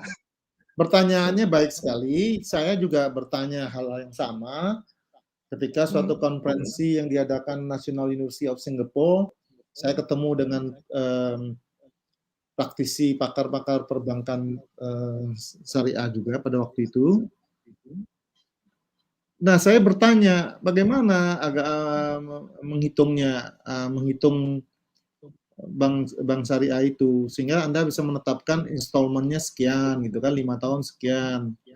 Apakah Anda juga memperhitungkan time value of money, memperhitungkan inflasi, ya? Itu mereka nggak berani jawab secara jelas, ya. Pokoknya mereka kan bilang kita mempertimbangkan juga competitors. Bagi mereka conventional bank juga competitors. Oh ya, Jadi pasti. Jadi artinya mereka mengintip juga bagaimana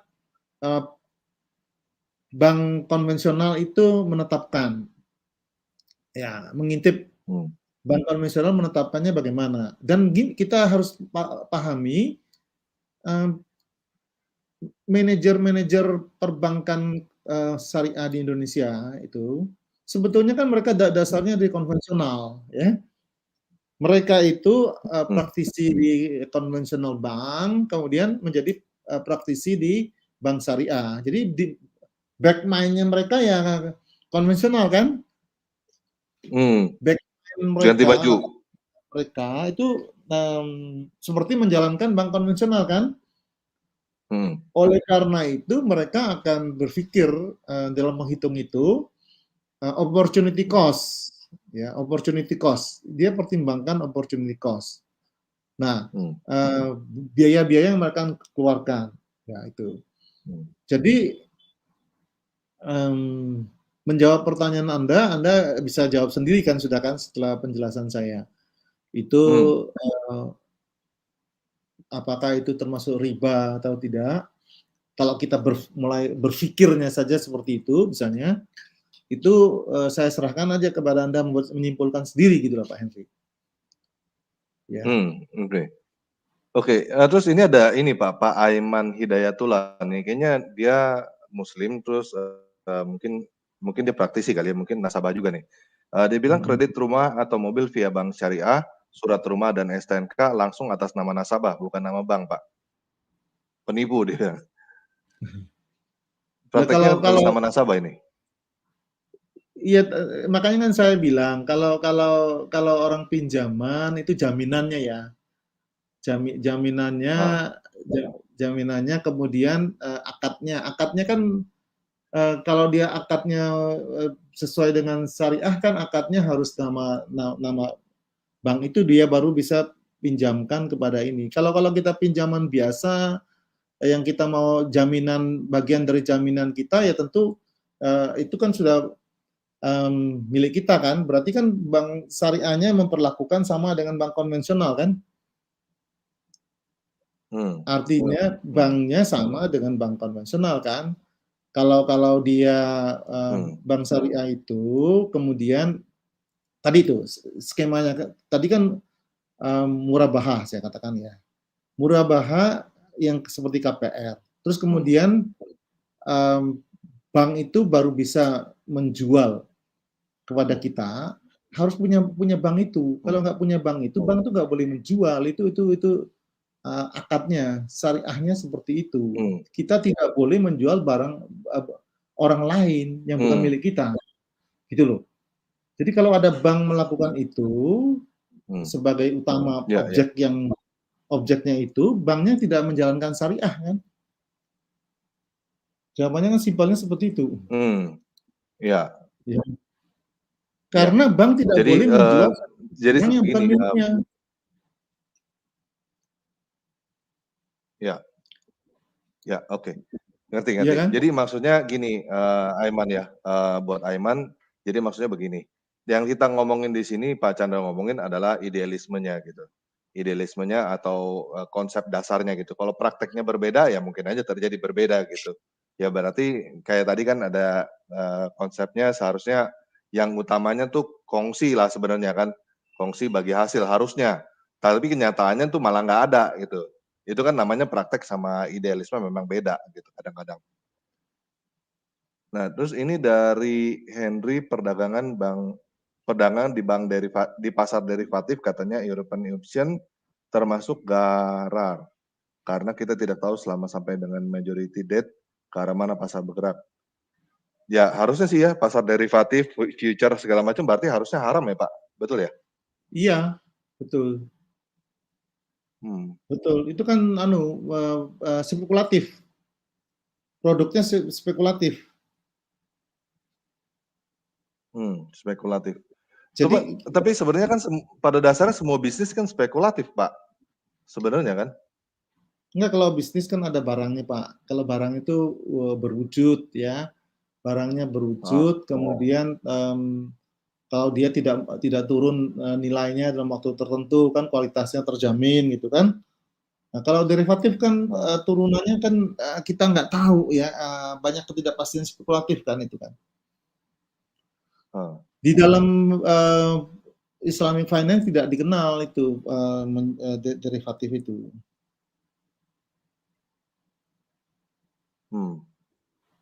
Jadi itu saya tekankan betul-betul ya, jual beli di dalam hukum Islam. Saya kembali yang tadi ya, biar puas ya. Jual beli dalam hukum Islam itu harus terpenuhi rukun dan syarat. Di antaranya barang yang diperjualbelikan meski milik si penjual yang dimiliki secara sempurna. Si penjual hanya boleh menjual miliknya sendiri, ya. Jadi itu penting sekali yang tadi itu yang saya katakan itu. Jadi kalau ada penyimpangan dari situ, itu artinya di luar kemampuan saya mengetahui praktek yang seperti apa kan, itu kan penyimpangan. Ya. Ya, oke. Oke, Pak Only One Way ada yang mau dipertanyakan lagi apa enggak atau gimana kita nih? Oke, saya kembali mengulang bahwa Prof. Chandra Setiawan ini hadir di StreamYard ini dalam kapasitas sebagai pakar perbankan syariah internasional, tidak mewakili institusi manapun. Terus yang kedua, kenapa saya sebut internasional? Karena buku-buku beliau ini bisa dibeli di Amazon, kalau nggak salah Amazon Jerman atau bagaimana, nanti bisa dijelaskan oleh Profesor. Kemudian, jadi memang sudah taraf internasional ya, pemirsa ya, karena buku-bukunya dijual di Amazon dan Amazon Jerman kalau nggak salah. Kemudian yang kedua mau saya sampaikan kepada yang belum subscribe, silakan subscribe channel Tanpa Ragi dan channel Only One Way, karena kita akan terus memberikan inspirasi atau ilmu-ilmu kepada pemirsa supaya jangan ketinggalan. Dapat di subscribe channel Tanpa Ragi dan channel Only One Way. Kemudian apabila ada yang mau konsultasi lebih lanjut tentang perbankan syariah dan perbankan konvensional, mau membeli buku Bank Syariah yang oleh Profesor Chandra Setiawan, atau ada yang ingin melakukan seminar online tentang perbankan syariah dan konvensional, atau ada pihak yang ingin membuka bank syariah karena sudah memiliki bank konvensional, silakan di email kepada onlyoneway21@gmail.com, semuanya huruf kecil dan tidak ada titik dan tidak ada slash ya, atau kepada Pak Tanpa Ragi. Kemudian kita juga akan ada kemungkinan ini seri kedua, kita tunggu rencananya minggu depan, tapi kita lihat nanti waktunya. Kemudian Prof. Chandra Setiawan ini seperti dikatakan tadi adalah komisioner Komnas HAM, mantan komisioner Komnas HAM dan rektor di 2 universitas swasta terkemuka di Jakarta, satu universitas selama 2 periode dan satu lagi selama 1 periode. Kemudian yang saya juga tadi ada disinggung oleh Profesor tentang rukun dan syarat yang tidak terpenuhi. Saya mau bertanya kepada Profesor tentang prinsip-prinsip rukun dan syarat yang tidak terpenuhi di perbankan syariah ini. Rukun adalah sesuatu yang wajib ada dalam suatu transaksi atau necessary condition, yang cara mengerjakannya secara urut sesuai peraturan yang ada. Rukun dalam muamalah bidang ekonomi dibagi menjadi 3, yaitu yang pertama pelaku, yaitu bisa berupa penjual dan pembeli, penyewa dan pemberi sewa, atau penerima upah dan pemberi upah. Kemudian yang kedua, objek, dapat berupa barang maupun jasa. Terus yang ketiga, ijab kabul, yaitu kesepakatan antara kedua belah pihak yang saling bertransaksi. Nah, ini apa yang disebut dengan ta'aluk? Karena di sini dikatakan ta'aluk terjadi bila kita dihadapkan pada 2 akad yang saling dikaitkan, maka berlakunya akad 1 tergantung pada akad 2. Itu kira-kira gimana, Profesor? Sebentar. Bagaimana yang terakhir pertanyaannya? Ta'aluk. Jadi ini adalah bagian dari rukun dan syarat yang tidak terpenuhi. Nah, ada yang disebut dengan, saya ulangin ya, rukun adalah sesuatu yang wajib ada dalam suatu transaksi atau necessary condition yang cara mengerjakannya secara urut sesuai peraturan yang ada. Rukun dalam muamalah bidang ekonomi dibagi menjadi 3, yaitu pelaku, objek, ijab kabul. Nah, di dalam rukun dan syarat ini ada istilah yang disebut ta'aluk. Ta'aluk terjadi bila kita dihadapkan pada dua akad yang saling dikaitkan, maka berlakunya akad 1 tergantung pada akad 2. Kemudian ada istilah two in one. Two in one ini adalah kondisi di mana suatu transaksi diwadahi atau dilakukan oleh dua akses sekaligus sehingga terjadi suatu ketidakpastian atau garar mengenai akad mana yang harus digunakan terlebih dahulu. Two in one ini terjadi bila semua dari ketiga faktor riba ini terpenuhi, yaitu objek sama, pelaku sama, jangka waktu sama. Nah, bagaimana ini apabila salah satu dari faktor di atas tidak dipenuhi? Dengan demikian maka akad tersebut menjadi sah dan tidak sahnya. Bagaimana, Profesor? Sah dan tidak sahnya akad. Ya, ini sebetulnya masuk kepada hukum ya. Saya lebih kepada Islamic finance ya. Artinya keuangan Islamnya bukan di hukum-hukumnya ya. Prinsipnya tuh begini, kan harus basically kan dia harus memenuhi akad itu ya. Jadi kalau misalnya suatu akad yang pertama itu dia baru bisa terpenuhi akad berikutnya, tentu akad pertamanya yang menjadi patokan. Jadi yang basicnya, yang utamanya itu yang harus misalnya bunga. So, kita sudah menentukan ada bahwa bunga itu riba, ya kan? Bunga itu riba. Tapi kemudian di dalam akadnya itu dibuat lagi perjanjian bahwa dia harus membayar, kalau dia terlambat dia harus membayar bunga tertentu misalnya. Tentu perjanjian yang kedua itu menjadi gugur kan, karena dia bertentangan dengan akad yang utama dan yang pertama bahwa itu adalah riba ya. Jadi kalau sudah basicnya itu bahwa bunga bank itu adalah riba misalnya tetapkan, kemudian dalam implementasinya kemudian ada kedua itu kalau terlambat didenda sekian, itu kan itu udah termasuk mencederai akad yang pertama itu. Jadi itu kurang lebihnya ya. Jadi mengenai hukum-hukum ini saya tidak semuanya menguasai karena memang saya lebih kepada finance tadi seperti katakan Islamic finance dan banking. Jadi bukan kepada hukumnya sendiri. Begitu, Pak. Oke. Ya. Silakan dari kolom chat lagi, Pak Tamparagi. Oke, Pak. Mungkin saya mau tanya tentang ininya, Pak, tentang prosedurnya. Maksudnya kan kita misalnya kita punya pabrik atau punya apa gitu ya. Terus kita misalnya mau beli mesin, terus udah gitu kan pinjaman seperti itu kan, leasing gitu ya. Ya anggap kayak seperti leasing lah ya. Nah, kalau prosedurnya lebih sulit mana, Pak? Prosedur untuk kita ngajukan pinjaman ke bank konvensional sama ke bank syariah. Yang mana yang lebih kemungkinan kita dapat gitu, Pak? Kan itu kan salah satu pertimbangan juga. Iya, memang sebetulnya prinsipnya kan tergantung dari bank melihatnya ya. Kalau bank itu kan kita kenal kan, kalau menilai calon peminjam itu pakai analisis 5C, gitu kan, mengenai karakternya, kapasitinya, terus kemampuan membayar dan lain sebagainya kan dipertimbangkan, karakter dan sebagainya kan dipertimbangkan. Jadi dan mereka harus menganalisis kan, ada analisis kreditnya gitu kan, analisis financing analisnya itu ada. Jadi tergantung lagi-lagi bank itu melihat kemampuan pengembaliannya. Kalau kemampuan pengembalian prospek bisnisnya itu memang bagus, kan itu dilihat dari laporan keuangannya ya. Laporan keuangannya itu apakah kemudian proyeksi cash flow-nya bagaimana gitu ya.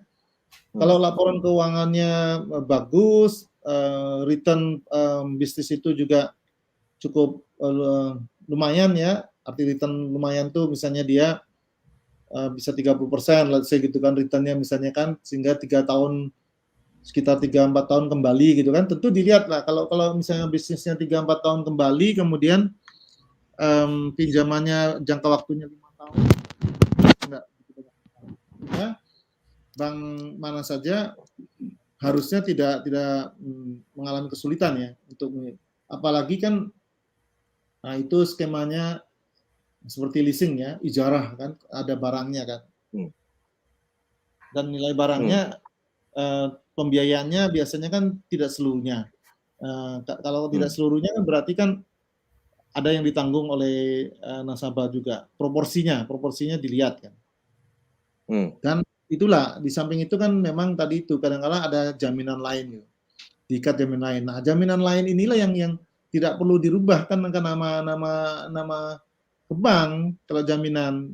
Artinya nasabah menjaminkan ya hartanya yang lain ya tidak otomatis kan itu tidak ada konversi ke bank kan. Ya. Nah, Pak, kalau misalnya ininya Pak, kalau tadi kan kalau misalnya kita simpan di bank syariah tidak ada perbedaan ya antara muslim dan non muslim. Kalau di pinjamannya ada perbedaan nggak Pak? Ada diskriminasi nggak? Maksudnya misalnya oh ini muslim berarti lebih gampang dapat bank syariah gitu. Dapat pinjaman bank syariah, apa nggak ada perbedaan? Mereka nggak ngeliat itu? Nggak ada perbedaan. Begini, bank syariah itu kan juga bank komersial ya. Kita harus paham bahwa bank umum syariah itu sama dengan bank komersial.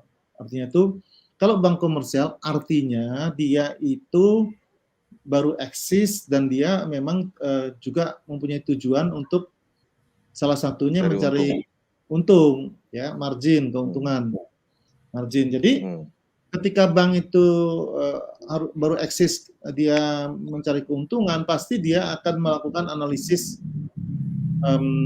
cost and benefit analysis, dia menganalisis 5C yang tadi saya katakan itu kan. Nah, semuanya yang mereka pakai instrumen-instrumen untuk menganalisis agar financing kalau dalam bank Islam, pembiayaan yang dilakukan itu bisa kembali gitu kan. Kalau nggak kembali banknya kan kredit macet jadinya. Seperti tadi yang kita lihat kan, saya udah paparkan kan, ternyata kredit macet rata-rata lebih tinggi di bank Islam ya. Lebih tinggi sedikit ya, dan yang nilai maksimumnya itu yang NPF-nya lebih besar di Indonesia nih kita bicara. Nah, itu kan menunjukkan bahwa sudah sikap hati-hati saja ada kemungkinan kredit macet. Jadi bank tidak bisa ceroboh ya. Kalau dia ceroboh ya dia akan mengalami kerugian. Entitas bisnis lah, kita harus paham. Berarti ya, pahamin nomor 1, bank syariah itu adalah perusahaan bisnis, bukan yayasan sosial ya Pak ya? Bukan yayasan bagi-bagi duit atau bagi amal gitu, enggak gitu. Bank tetap aja bank gitu, cari untung dari perputaran uang. Terus tadi kan tingkat kredit macetnya lebih tinggi ya Pak ya? Itu kenapa Pak bisa begitu Pak menurut Bapak? Apakah lebih tergantung karena kan juga mereka gini, lakukan sama juga? portfolionya. Jadi portfolio pembiayaannya itu, misalnya dia membiayai usaha-usaha yang berisiko ya. Misalnya kalau seperti bank muamalat kan menggap-menggap juga ya, ada persoalan kan. Karena portfolionya yang belum terdiversifikasi dengan baik. Misalnya kalau kita membiayai sektor pertambangan, ya, sektor pertambangan mengalami pukulan, ya, nah, dengan ada ketentuan semeter dan sebagainya kan akhirnya mengalami kesulitan, banyak macet kan, tentu akan berdampak kepada banknya. Jadi kredit macet itu disebabkan satu ada faktor internal dan faktor eksternal. Internal perbankan bisa karena tadi itu ada moral hazard barangkali. Moral hazard artinya memberikan kepada pembiayaan kepada orang yang sebetulnya tidak punya kemampuan membayar. Kemudian ada juga pengelolaan banknya yang memang bad management lah ya katakanlah, quote unquote bad management. Itu internal kan? Jadi internal itu tadi pembiayaan yang tidak tepat ya, kemudian tidak melihat kapasitas orang itu membayar, kemudian bad management, salah kelola. Yang maksud eksternalnya kan ada dipengaruhi oleh bisnis environment dari ini, bisnis environment dari nasabahnya. Nasabahnya kalau misalnya seperti pandemi COVID-19, kalau dia yang membiayai hotel bisnis misalnya, membiayai hotel bisnis kan kena semua kan. Waktu awal-awal 2020 kan ya bangkrut kan hotel-hotel kan, nggak ada penghuninya kan. Sampai sekarang, Pak. Dan sampai sekarang kan. Nah, kalau itu terjadi artinya di luar kemampuan bank itu sebetulnya kan. Ya. Tapi terdampaklah nasabahnya tidak bisa bayar. Kalau nasabahnya nggak bisa bayar ya kredit macet kan. Jadi membengkak kredit macetnya kan. Nah, jadi tergantung eksternal yang di luar prediksi banknya sendiri bisa jadi. Tadi itu. Tapi kan kalau gini Pak, kalau misalnya kita ngomongin eksternal ya, berarti kan itu kan probability kan.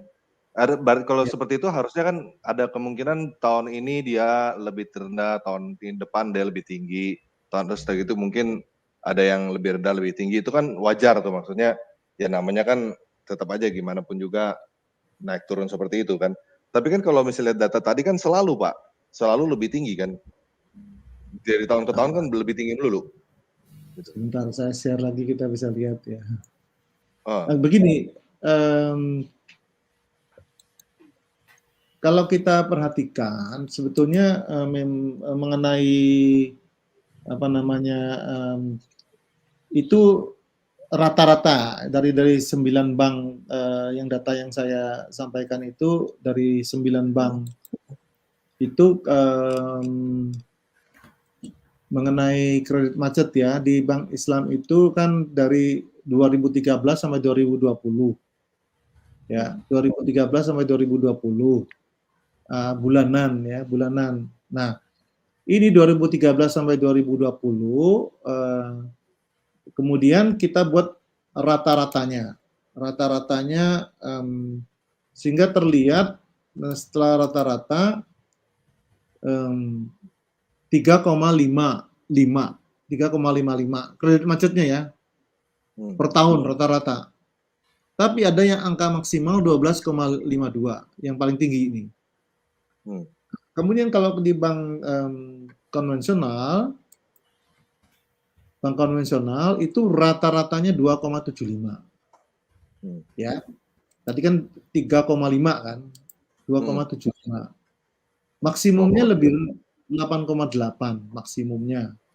Minimumnya bersama ya 0,4. Nah, ini dalam perkembangan sekian lama itu dari tahun 2013 sampai 2020 kurun waktu 7 tahun terakhir. Nah, seperti saya katakan di Malaysia itu saya punya data 93 sampai 2001 itu sekian lama ya time seriesnya itu Bank Islam Malaysia Berhad itu rata-rata sekitar 10% kredit macetnya. Nah itu tentu terjadi karena berbagai faktor tadi itu dia karena pembiayaannya yang tidak tepat, pembiayaannya yang nggak tepat, akhirnya portfolio intinya portfolio itu sangat harus diperhatikan. Risiko itu ada. Jadi risiko di perbankan Islam dan perbankan konvensional itu sama-sama ada. Bahkan bahkan bank Islam lebih besar risikonya. Karena kalau dia ada skema mudharabah aja, dia kan lebih besar. Atau musyarakah ada misalnya, itu kan besar kan profit loss sharing kan. Artinya dia bisa menanggung rugi, bukan hanya karena kerugian nasabahnya tidak bayar bunga, bukan hanya bunganya, pokoknya nggak bayar juga, ya kan? Jadi dan itu rugi. Jadi memang risikonya bisa lebih tinggi. maka harus memperhatikan betul-betul risiko. Risiko itu harus dikelola dengan baik. Karena tidak ada yang kebal risiko, tidak ada. Ya. Mau bank syariah, mau bank konvensional, tidak ada yang kebal risiko. Nah, portfolio itu apa sih? Jangan meletakkan telur dalam satu keranjang. Kan konsep dasarnya seperti itu. Jangan meletakkan telur dalam satu keranjang. Jadi artinya dia jangan sampai satu bank melakukan pembiayaan kepada nasabah tertentu sangat besar pada bisnis yang satu saja. Harus variasi bisnisnya, karena kita tidak tahu seperti musibah pandemi COVID-19. Ada bisnis yang menguntungkan kan, misalnya dia farmasi, teknologi ya, misalnya internet dan sebagainya. Itu kan untung kan pada waktu pandemi COVID ini. Itu tetap jalan, makanan kadang-kadang masih jalan kan. Tapi kalau misalnya pakaian, dibiayainya pakaian, hotel, pariwisata dan lain-lain itu kan terpuruk betul, sangat terpuruk. Ya jadi ya itu faktor eksternal yang kalau misalnya kita membiayai bisnisnya macam-macam, tentu kita akan terhindar dari kredit macet yang besar. Karena itu akan mempengaruhi performance banknya. Pak, terus saya masih nggak ngerti ini Pak, satu lagi Pak. Kita pada saat kita taruh di uang di bank syariah, tadi kan bagi hasil tuh katanya ya Pak ya. Skema bagi kita tahunya bank itu hasilnya kita tahunya bank itu benar apa enggak, tahunya dari mana gitu maksudnya? Bank itu bagi hasilnya gimana? Berarti itu kan suka-sukanya dia dong. Nanti sekarang bisa berapa, nanti bulan depan bisa berapa, nanti bisa berapa gitu. Apakah seperti ya kurang lebih memang banknya yang sangat menentukan, kecuali mungkin proyeknya besar ya. Kalau kita ikut proyek besar, kemudian sudah diikatkan di proyek itu, kita diberitahu bahwa kita memang diikatkan proyek itu, maka akan kita ada ikut sedikit tahu lah ya, bisa ikut katakanlah bertanya. Tapi kalau yang secara umum ya nasabah-nasabah umum itu ya tergantung dari banknya. Ke bank itu kan lembaga kepercayaan, ya dia percaya aja bagi bank kan. Jadi nggak ada yang secara transparan bank itu mengungkapkan kepada kita. Ya, kalau daripada begitu juga sama aja beli saham ya, mendingan beli saham dong ya. Nah itu kan ada unsur spekulasinya. Jadi gini, kalau Anda ditanya mengatakan begitu, itu kan namanya risk and return ya. Risk and return itu berbanding lurus, risk and return. Kalau kita mau returnnya tinggi, risikonya juga besar, tinggi. Karena berbanding lurus. Jadi risk and return itu berbanding lurus. Nah, tinggal kita manusia di dunia ini dibagi dengan 3. Ada yang risk seekers, risk lovers, ada yang risk averse, ada yang moderate, gitu ya, moderate. Jadi tergantung Anda kategori yang mana. Kalau Anda ke kategori risk seeker, ya Anda beli saham. Saham pun masih dikategorikan lagi, saham yang blue chips atau saham yang transaksinya tinggi. Kalau saham blue chip kan transaksinya cenderung rendah, saham tidur misalnya kan gitu kan. Misalnya Unilever itu kan saham tidur, Unilever. Terus kemudian kalau kita mau saham yang diperdagangkan terus-menerus ya itu ya jual beli itu kan orang yang suka spekulasi dan memang jantungnya kuat ya silakan aja. Tapi kan ada orang yang mau tidur nyenyak. Iya.